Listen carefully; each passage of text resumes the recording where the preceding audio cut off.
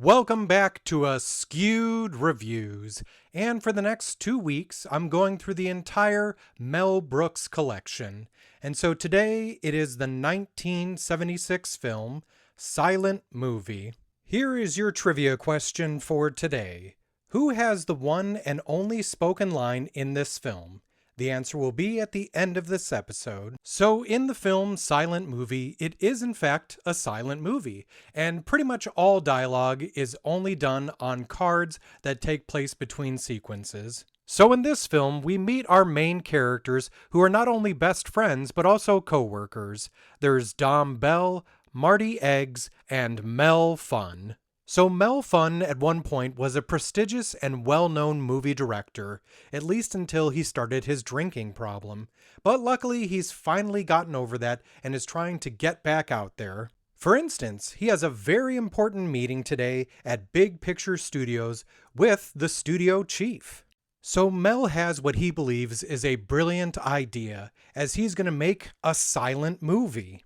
So the studio chief absolutely hates this idea and immediately shuts it down, especially due to the fact that whatever they produce next has to make a lot of money, as there's a company named Engulf and Devour that is looking to take over Big Picture Studios. Now, just when Mel Funn was about to give up, he ends up having another brilliant idea.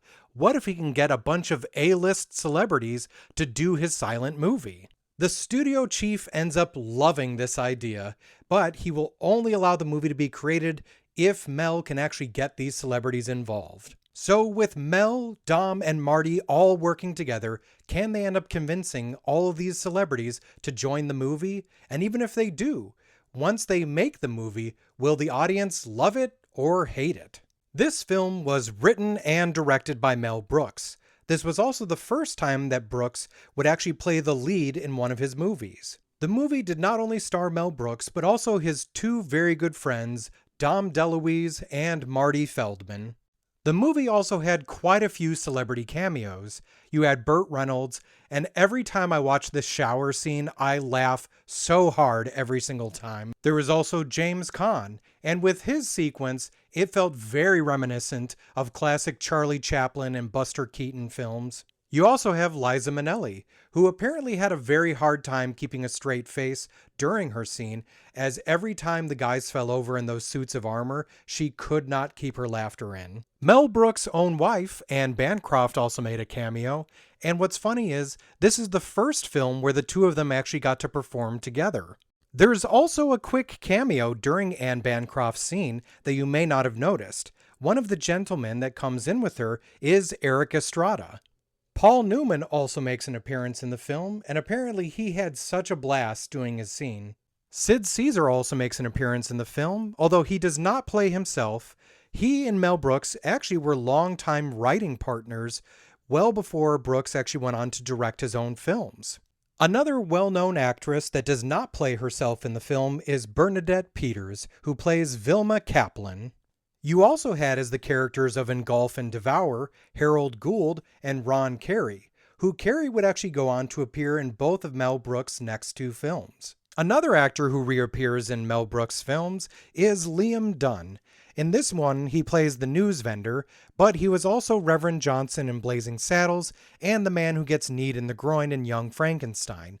And at least in my opinion, silent movie is when you really start to see a lot of background actors that show up in most of Mel Brooks' films going forward. The pregnant woman that shows up near the beginning of the film was actually Dom DeLuise's wife, Carol Arthur. Apparently, Mel Brooks did want to put Gene Wilder in the film, but he was busy with another project at the time. So the fake film studio in this movie, Big Picture Studios, has a slogan which is Ars est pecunia, which means art is money.